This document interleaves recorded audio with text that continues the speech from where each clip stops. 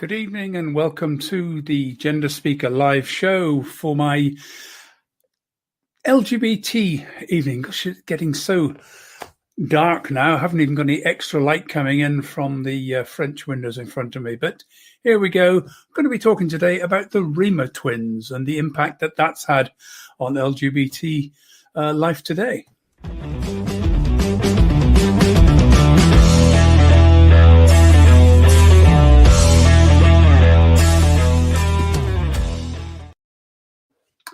So, welcome to the LGBT History Show. I'm talking about the Reimer Twins. Now, some people have heard about the Reimer Twins, others not, but I want to just sort of lay out a little bit of the story and the impact that it's had, because this is probably one of the most significant incidences in history in terms of the way we treat gender and gender identity today.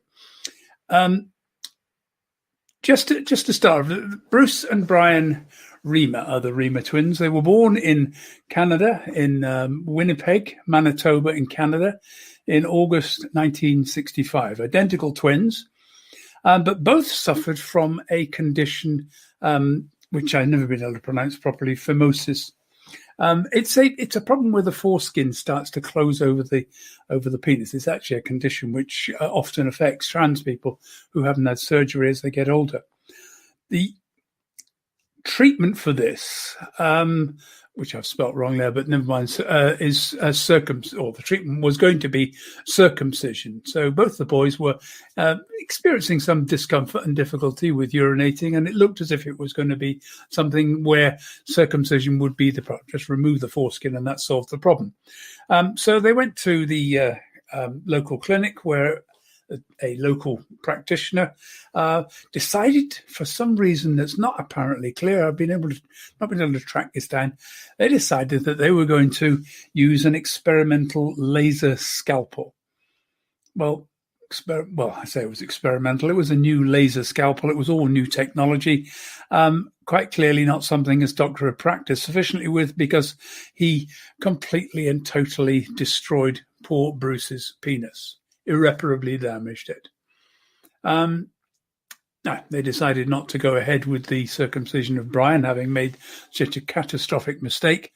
Bruce was treated, but there was no way to recover it, no way to surgically repair the damage that had been done. Now, Janet Reimer, Bruce's mother, had watched and seen, or some weeks later, watched a documentary about John Money. John Money was the psychologist at the Johns Hopkins Hospital in Baltimore.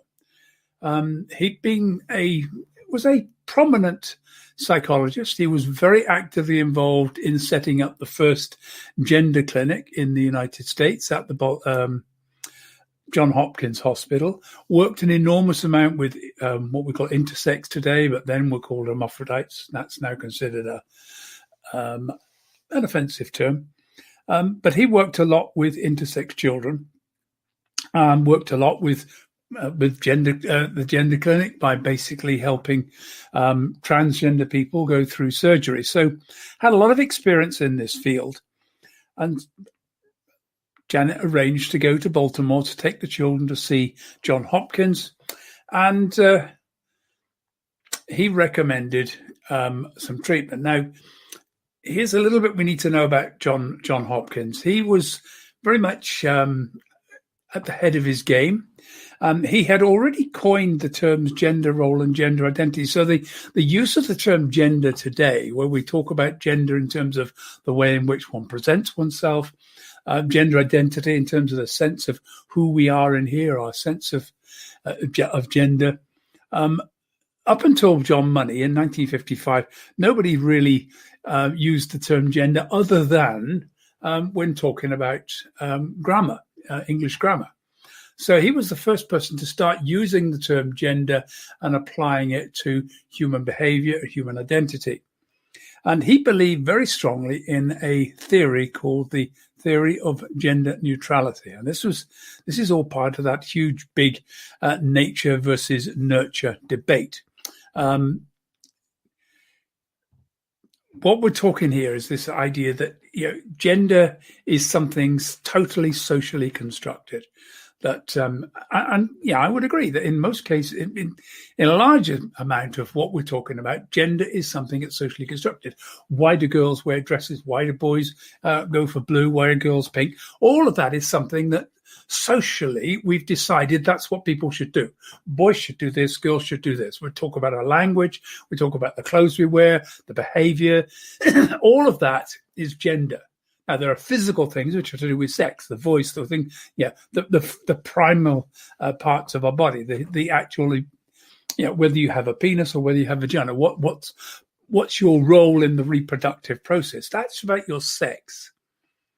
But gender is about how we treat you as a result of that. And that term has now evolved from those early days. But gender roles was very much this idea that because you're a woman, therefore you will do more caring roles, you will be more involved in the private space, not the public space. Because you're a man, you go out to work, women stay at home, look after the children. All of those are what we call gender roles. Now, we're battling against those because they are socially imposed, socially constructed. There's no reason or justification for that. Okay, I accept, when a baby is born, it is the mother who is primarily going to be able to give care and support. But that shouldn't go on for forever. And men should be playing a much greater role than they have been, and in most cases now tend to be playing a better role in terms of childcare. But when I was at school, boys weren't taught childcare. Assumption was you didn't do that. My sisters always had to do more of the caring, more of the cleaning in the house. I didn't get to. I had to go out and chop wood because I was a boy, where my sisters would be doing the washing up. So, these are sort of gender roles which are imposed upon us right from an early stage. I didn't say that's what I want to do. It was, my parents decided that's a boy's job, that's a girl's job. All of that. And this idea of gender neutrality comes about that says, well, actually, because it's all imposed on us, that if I choose to take a girl and bring her up as a boy, she'll act like a boy. And if we actually undergo surgery and reassign the child to be a boy, then they will become a boy. And this gender neutrality idea has come about from the treatment of intersex children, where a child is born indeterminate genitalia, micropenis, or a large clitoris. If it's not absolutely clear what gender the child is, what sex the child is when they're born, up until for a very long time, the medical profession felt they had to fix that, make a decision, reassign the child, and invariably they would reassign to female. On the grounds, as I saw one consultant write, it's much easier to dig a hole than build a pole. Oh, I can't believe that people are like this. Anyway, so in part of this process, looking at this nature-nurture debate, John Money convinced the parents that what they should do is to reassign Bruce to female. And that was the best way, because he no longer now had a penis. He would have no reasonably good quality of life as he grew up. And therefore, the best thing is definitely to reassign the child to female. And then the child would have a reasonable chance. And because this was going to happen early, his belief was that if it was before the age of 18 months, then the child would never know. They would just grow up in the gender that they were assigned. And this was the principle behind how they treated intersex children. Well, in this case, it happened to be 22 months, but at 22 months, Brenda was reassigned to female, and a process of surgery began to remove the remainder of the preserve, remove the testicles, create a rudimentary vagina, and then a series of operations, because as a child is growing, things start to change. So you have to keep on changing. And this is one of the big problems with this approach. You have to keep on doing additional surgery. You have to start with hormone treatment. Everything has to be done artificially because the body isn't going to naturally do this. But for John Money, this was a perfect case. This was a case where he had identical twins, living in the same environment, the same cultural background. Everything was right. Both boys now, one was going to be a girl. And if they could bring these two children up and show that one was a perfectly balanced female, one was perfectly good as a male, but they'd started out both as male, that was the perfect proof of the theory of gender neutrality. And that's what he started to do. He called it the Janet and John case. And for years, for about 10 years, actually just kept on talking about this Janet and John case. He wrote a book on it. He wrote papers. He did lectures. And of course, during that time, we're talking about 1968 when it all took place. We're right at the start of the second wave of feminism. And it was picked up because this was all about proving that gender was a social construction, that if you got rid of that social construction, if you changed the basic rules and started treating people differently, they would grow up differently. Girls don't need to be taught that they don't need to be pushed down. They don't need to be pushed into private space. Girls can do just anything that boys can do, or it's just a matter of socialization. The problem was it didn't work. And that's the real difficulty. And John Money knew it wasn't working, but he kept on telling everybody it was working. But the reality is that Brenda hated being a girl. Nobody thought Brenda was a girl. She didn't look like a girl. She didn't act like a girl. She looked like a boy all the time. She acted like a boy. She was aggressive. She was angry. She hated what was going on. And it turns out, we learn later, all sorts of horrible things were going on in the treatment of Brian, because Brian was going along to meetings with John Money, and there was a whole range of problems that was happening. Money was encouraging the twins to engage in sex play so that they would grow up as healthy adults with a natural sense of sex. Well, you don't normally do this for kids, but there was a whole lot of questionable activities undergoing there. In March 1980, Brenda said, "No, I'm not going back to see John Money." She absolutely hated it, refused to go back. And in a big blow-up, the parents explained to Brenda what had happened, what was going on in her life. And that day, she took off her female clothes, put on male clothes, changed her name to David, and began living as male. It was that important that she felt that she was a boy. And despite whatever was going on inside, David knew that he was a boy. He went through a whole process, underwent reassignment surgery, even to the construction of a new penis, bilateral mastectomy, removal of the breasts that had grown, married, adopted 3 children, and attempted to try and pull his life back together. But it was extremely difficult. John Money had still been really, not so much now, but still talking about the case as if it had been a success. But Milton Diamond, another sexologist, wasn't buying it, and he tracked down who Janet and John were, because their names had been kept completely secret all the way through. And when Milton Diamond discovered the truth about what had happened, he was furious, and he persuaded David to come out and tell the world, because he said, unless you tell the world, this kind of treatment is going to keep on happening. People are still going to carry on thinking that they can change people's gender, and they can't. He came out, told the world about it. John Colapinto wrote a book called As Nature Made Him. This book, it was turned also into a documentary. BBC Two showed that documentary. I remember seeing it when it first came out. This is early 2000, late 1990s, early 2000.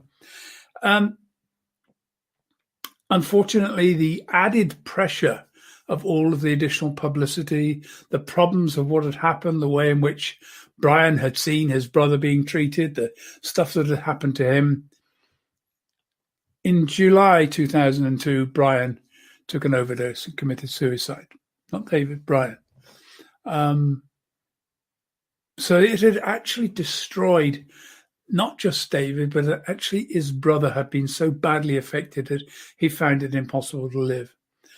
In May 2004, David's wife said she'd had enough, she couldn't cope with it anymore and wanted a divorce. And 2 days later, David drove into a supermarket car park and killed himself with a shotgun. Now, this is the tragic end to a tragic case, a whole life destroyed by somebody trying to prove a human case. It was like taking on a case. Gender identity is fixed. Who we are in our head can't be changed. I knew at the age of 6 that I was uncomfortable being male. Now, for me, the problem is I had to live with that because it was back in the 1950s when, this kind of treatment was the kind of thing going on. The treatment for a young trans person back then, for gender incongruent child, well, it was electroconvulsive therapy. There were all sorts of things. There were attempts to fix it, attempts to try and change it. The same thing if someone was gay, because back then homosexuality was illegal. So the first thing to do was try and fix it. Let's try and make them normal. That's the challenge, isn't it? And even now, we're still getting this campaign against trans people. It's all about stopping the treatment of children. They'll just turn out to be gay. No, they won't. Okay, I'm not saying there aren't a few people going down the line of believing that they're trans when they're not. Yeah, and we need to isolate that and fix that.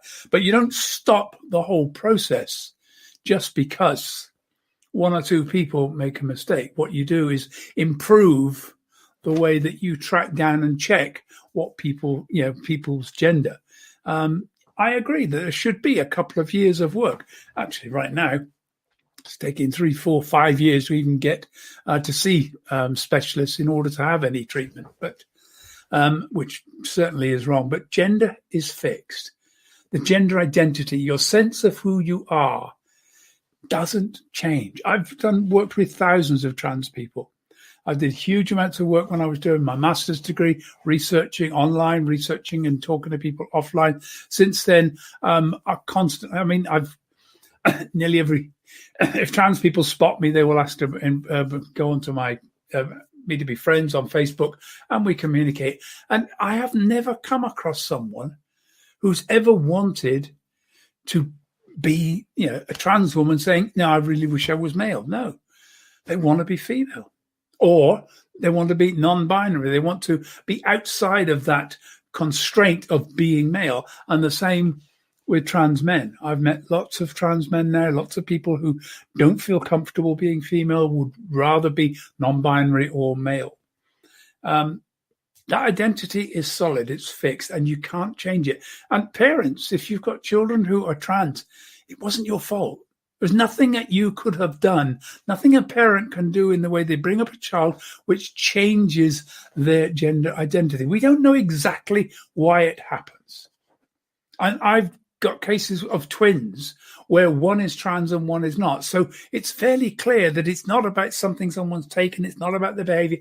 But the fact that one twin can be trans and one is not says it's never the parent's fault. It's something that happens. It's just about nature. Now, that's the whole story about the Reimer twins. It's a sad story. It's a challenging story.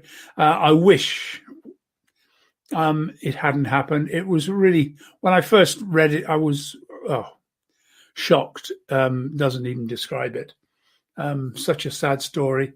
And I heard the story and read it before David and Bruce and Brian decided to take their own lives. But it shows you just how important it is to support people through the process if their gender identity doesn't align with their body. You can't make people change. You can't.